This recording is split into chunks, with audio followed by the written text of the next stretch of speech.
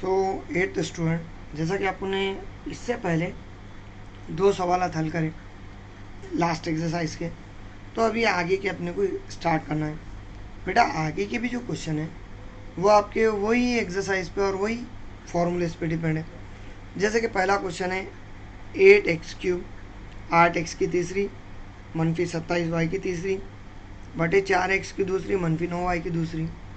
अब ये जब अपन इस्तेमाल कर रहे हैं तो मुझे बोलो अपने को यहाँ पे फिर से 2 ज़ाब्ते इस्तेमाल करने का है। ए की तीसरी मनफी बी की तीसरी का ज़ाब्ता है ए मनफी बी, ए की दूसरी जमा ए बी जमा बी की दूसरी, और दूसरा ज़ाब्ता है ए की दूसरी मनफी बी की दूसरी। खैर ये ज़ाब्ता एकदम सिंपल है, ए जमा बी और क्या ए मनफी बी।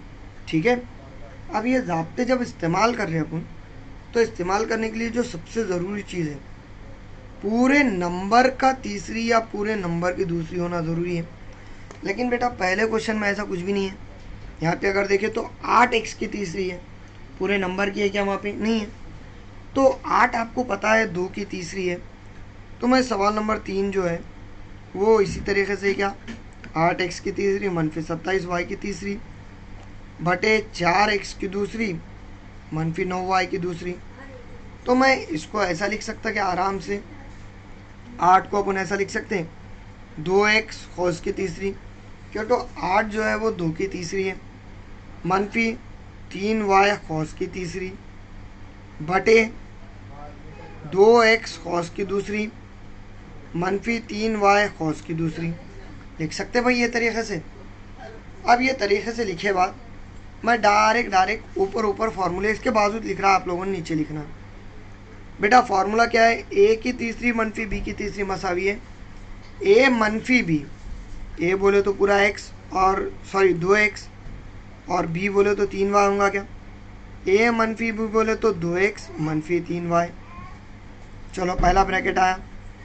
दूसरे ब्रैकेट में ए की दूसरी बोले तो 2x की दूसरी जमा ए बी मतलब 2x ज़रब 3y, क्यों तो b की वैल्यू 3 है, जमा b की तीसरी बोलो तो 3y की दूसरी आएगा क्या भाई? ये टाइप में जाने वाला है। देखो सिर्फ a की दूसरी जमा ए बी जमा b की दूसरी, पूरे ज़ाब्ते में मैंने a की जगह 2x और b की जगह 3y लिखा। सेम पैटर्न में अगर नीचे चेक करें बेटा अपन, तो नीचे दूसरी वाला ज़ाब्ता इस्तेमाल होने वाला है क्या? और ज़ाब्ता क्या है? a मनफी b a जमा b, a मनफी b तो a फिर से 2x है, b 3y है, तो 2x मनफी 3y सॉरी जमा 3y a जमा b, और a मनफी b बोलो तो 2x मनफी 3y। भाई ये चाहने वाला है क्या?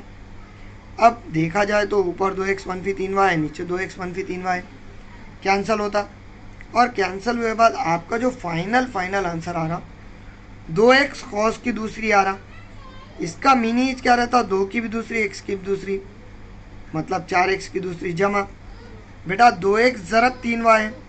जब कभी भी इस तरीके के नंबर आते तो सिर्फ अदद का अपन ज़रब कर सकते, तो 2x ज़रब 3y मतलब 2 तिया 6, x भी एज इट इज़ आएगा y भी एज इट इज़ आएगा, जमा 3y कॉस की दूसरी है, इसका मतलब 3 की भी दूसरी y की भी दूसरी बोले तो 9y की दूसरी, और बटे में क्या आने वाला है तुम्हारे पास 2x जमा 3y। तो इस तरीके से आपको पूरा क्वेश्चन सॉल्व करना है। अब ये तो हो गया तुम्हारा क्वेश्चन नंबर 1, ठीक है। अब ये होने के बाद और क्वेश्चन नंबर 2 पे सॉरी 4 पे, अगर क्वेश्चन नंबर 4 देखें तो थोड़ा अलग है। x की दूसरी मनफी 5x मनफी 24 बटे में क्या है x जमा 3 और x जमा 8, ज़रब क्या है x की दूसरी मनफी 64 और बटे x मनफी 8 कॉस की दूसरी, ठीक है। अब ये सवाल के अंदर देखें तो खैर यहाँ पे भी ज़ाब्ता बनता, यहाँ पे भी बनता और इधर भी बनता। तो पहले अपन इधर का सॉल्व करिए।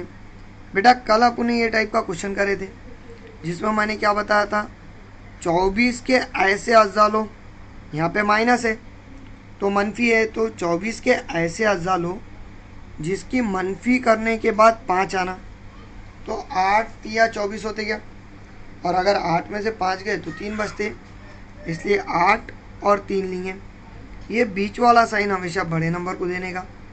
और अगर अज्जा में मनफी कर रहे हैं तो एक मनफी का और एक जमा का आना ज़रूरी है, ठीक है।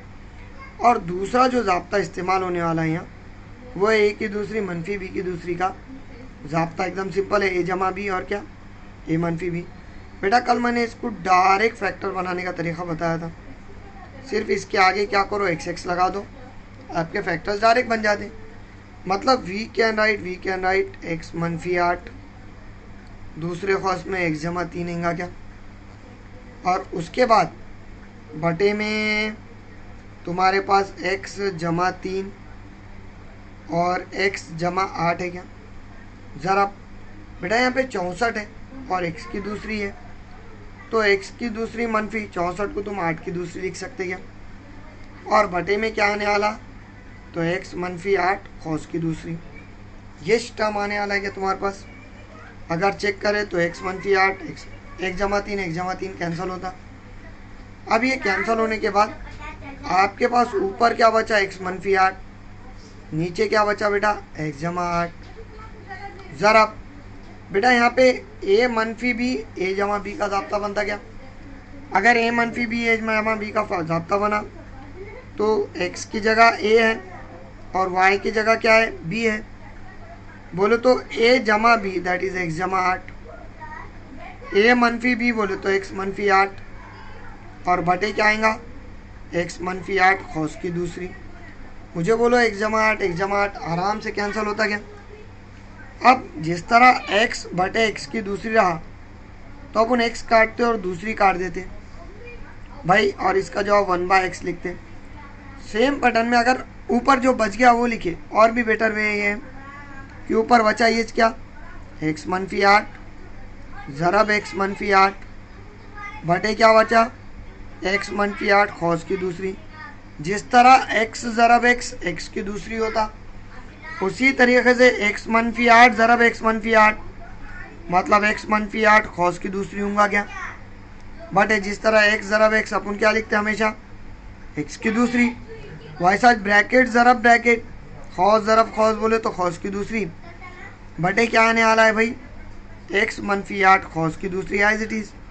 ऊपर और नीचे सेम नंबर है और सेम खौस रहने की वजह से कैंसिल होगा, और कैंसिल हुए बाद आपके पास जो ऊपर और नीचे से कैंसिल होने के बाद आपके पास जो जवाब आएगा वो क्या आएगा, एक आएगा। तो इस तरीके से आपको 2 क्वेश्चन सॉल्व करना है। आपको अब 5वां 6वां और 7वां क्वेश्चन वो इंशाल्लाह कर लूँगा मैं, और साथ ही साथ आप लोगों ने ट्राई भी करना है क्वेश्चन। बेटा आप लोग भी करो तो ये पूरा अच्छे से होगा। सिर्फ हम लोग वीडियो डाल रहे हैं, आप देख रहे हैं नहीं देख रहे वो अलग, मतलब कुछ वर्थ नहीं है इसका। आप लोग मेहनत करो, ये सब चीज़ आपके लिए है। सो प्लीज़ मेहनत कीजिए, और अगर कुछ नहीं आ रहा तो पूछिए, पूछ के आप बोलिए, बिल्कुल आपको हम डबल से ट्रिपल से जितने बार बोले उतने बार बताएंगे हम, ठीक है।